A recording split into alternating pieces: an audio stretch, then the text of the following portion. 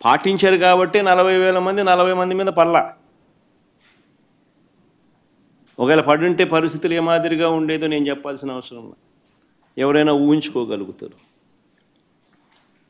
40 మంది చేత గొడవ నువ్వు చేయిస్తావు, ఉల్టా రైతుల మీద నువ్వు కేసులు మళ్ళా పెడతావు.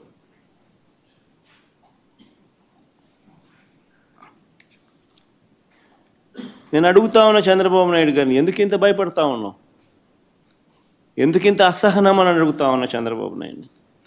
ఈరోజు రాష్ట్రంలో ఏ పంటకు గిట్టుబాటు ధర రాని పరిస్థితిలో రైతు ఈరోజు వ్యవసాయం చేస్తూ ఉన్నాడు. వరి కొనుగోళ్లకు సంబంధించి రైతు 300 రూపాయలు తక్కువ రేటుకు ధాన్యం మొన్న అమ్ముకోవాల్సిన పరిస్థితి దళారులకు. చంద్రబాబు నాయుడు గారి పుణ్యాన వరి దగ్గర నుంచి మిరప, పత్తి, జొన్న, కందులు, మినుములు, పెసులు, మొక్కజొన్న, సజ్జలు, రాగులు, వేరుశెనగ, అరటి, చీని, కొక్కో, ఇప్పుడు పొగాకు, మామిడి కూడా, ప్రతి పంట కూడా ఏ పంటకు కనీస మద్దతు ధర రావడంలా. రైతులు అష్ట కష్టాలు పడతా ఉన్నారు. ఈ మధ్యకాలంలోనే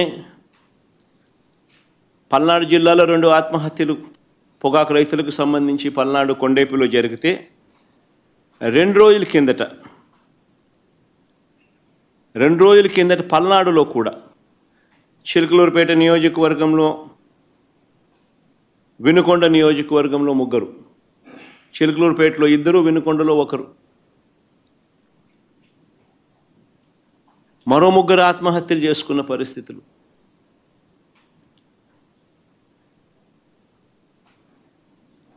ప్రకాశం జిల్లాలో మన కళ్ళ ఎదుటే ఒక 2 ఆత్మహత్యలు జరిగితే మరో 3 ఆత్మహత్యలు కళ్ళ ఎదుటే కనిపిస్తూ ఉన్నాయి.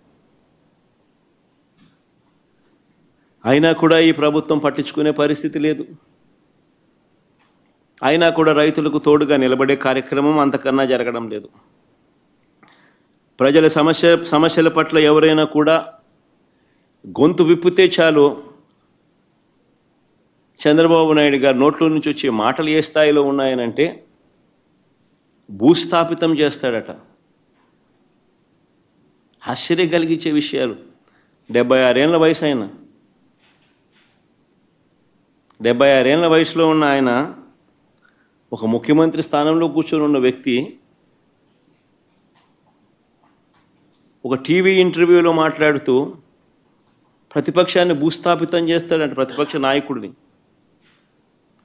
నాయకుడు పేరెత్తి ఆయన ప్రతిపక్ష నాయకుడిని భూస్థాపితం చేస్తాడంట. ఆ ఎల్లో మీడియాకి సంబంధించిన ఓనర్, ఆ టీవీ ఓనర్ ఒకడు అడుగుతాడు, ఎప్పుడు భూస్థాపితం చేస్తామని. ఈయన అదిగో మొదలు పెట్టేశాను, 76 ఏళ్ళ ముసలాయన.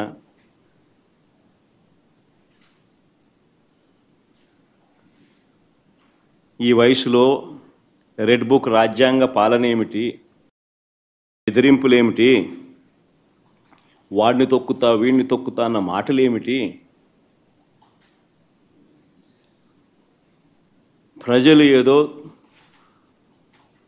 దేవుడు ప్రజలు దయదలిచి ఏదో అధికారం ఇచ్చారు. ఇచ్చిన అధికారంతో ప్రజలకు మంచి చేయడానికి పోయి, మంచి చేయాల్సింది పోయి, ఇచ్చిన హామీలను నెరవేర్చాల్సిన బాధ్యతను పక్కన పెట్టి అబద్ధాలతో మోసాలతో పరిపాలన చేస్తూ, వాటి గురించి ఎవరైనా ప్రశ్నిస్తే భూస్థాపితం చేస్తాను అనే మాటలు మాట్లాడుతూ ఉన్నాడు ఈ వ్యక్తి.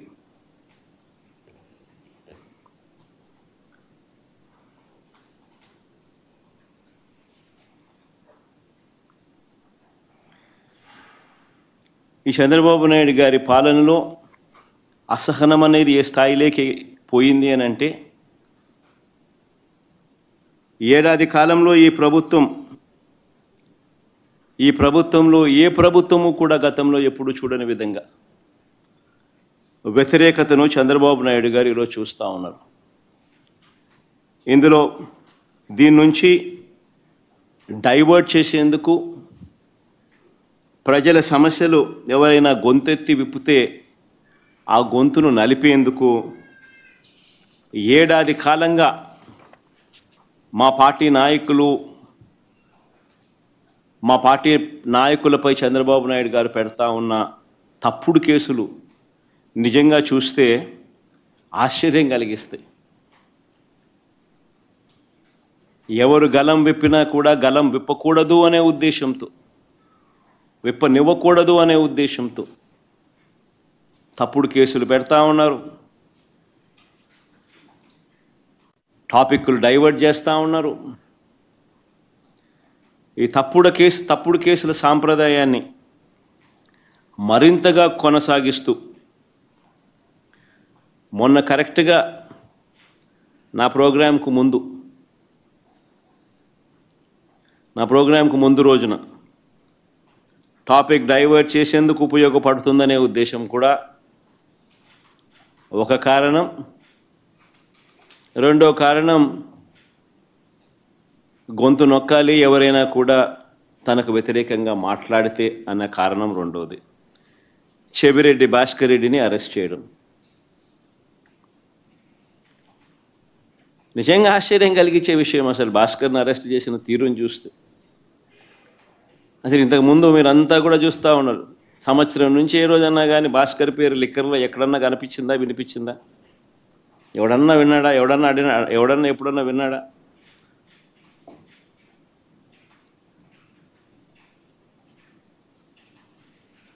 భాస్కర్ని ఇరికిచ్చేందుకోసం తప్పుడు సాక్ష్యాలను క్రియేట్ చేస్తూ ఉన్నారు.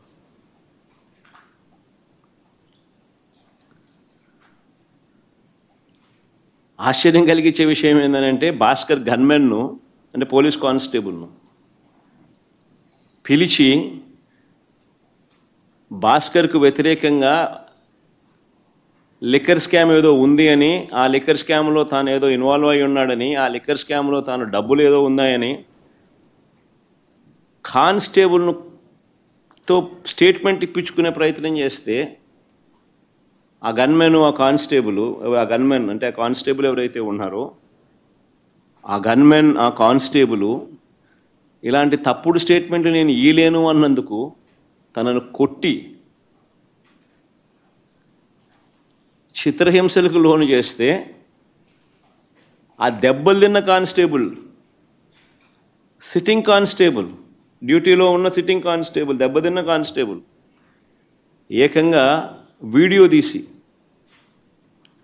తనకు తగిలిన దెబ్బలన్నీ చూపిస్తూ, ఆ దెబ్బలను డిస్ప్లే చేస్తూ, జరిగిన సంఘటన తాను చెబుతూ డీజీపీకి లేఖ రాసి గవర్నర్కు, ప్రెసిడెంట్ ఆఫ్ ఇండియాకు లేఖలు పంపించినాడు.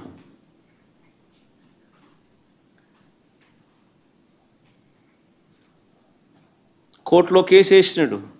నిన్న ఆ కేసు హియరింగ్ కూడా వచ్చింది.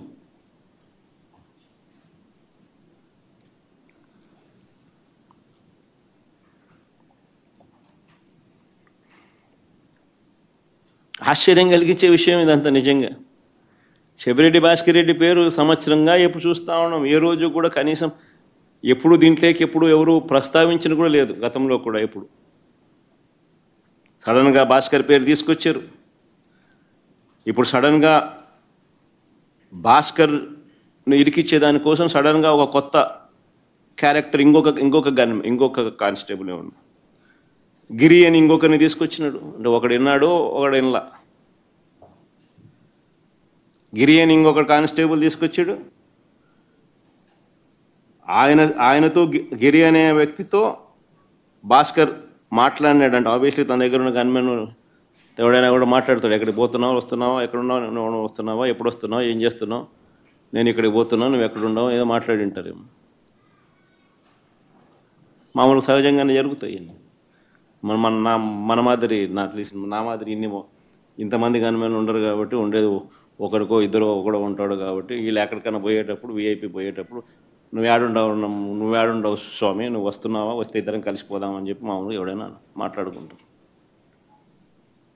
నేను ఆశ్చర్యం చెప్పేది, ఫోన్లో మాట్లాడిన ఎక్కువసార్లు ఫోన్లో మాట్లాడినారు.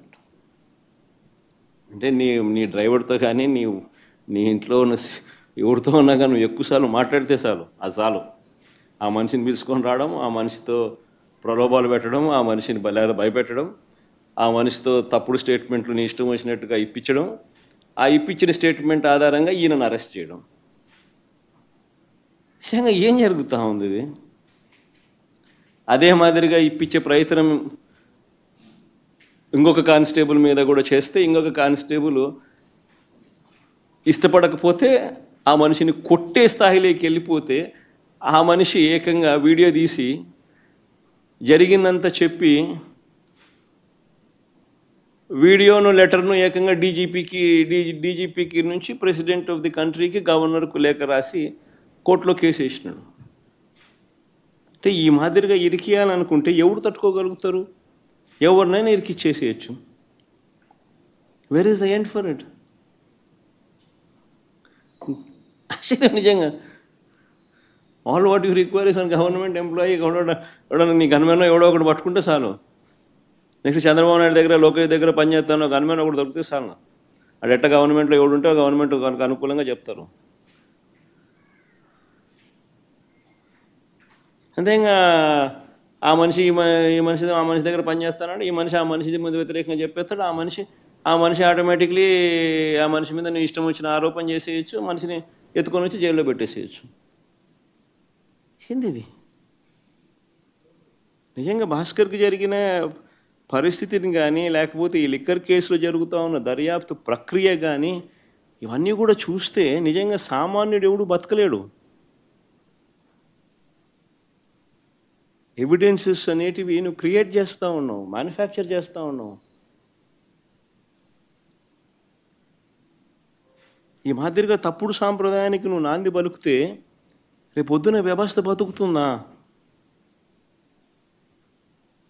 నక్సలిజం అనేది ఇట్లాంటి దానిలో నుంచి పుడుతుంది. సామాన్యుడి మీద ఇట్లాంటి ఎవడన్నా ప్రదర్శిస్తేనే నక్సలిజం అనేది పుడుతుంది. నిజంగా రాష్ట్రాన్ని బిహార్ చేయడంలో ఎంతకన్నా గొప్ప లీడరు, గొప్ప నాయకుడు చంద్రబాబు నాయుడు కన్నా గొప్ప నాయకుడు ఎవడు ఉండడు. చివరికి ఆశ్చర్యం ఏం తెలుసా?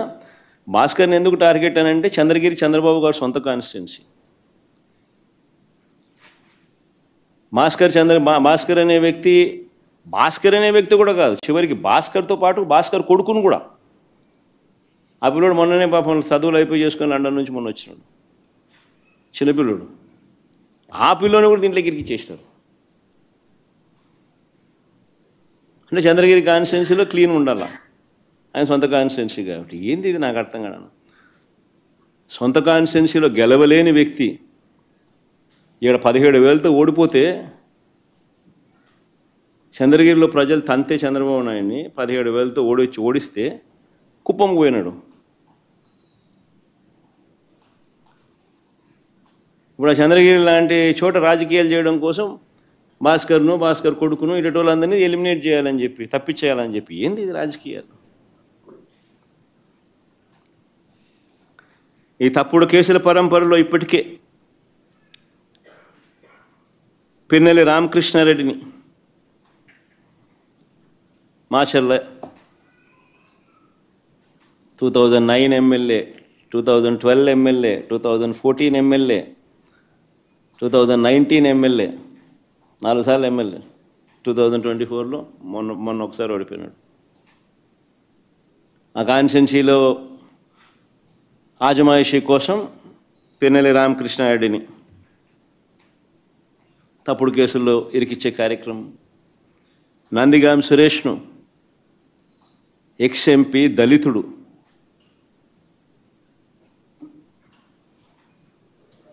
రెండుసార్లు జైల్లో పెడుతున్నాడు. ఒకసారి జైల్లో పెడితే 4 రోజులు జైల్లో పెడితే సుప్రీంకోర్టు దాకా కూడా పోయినాం.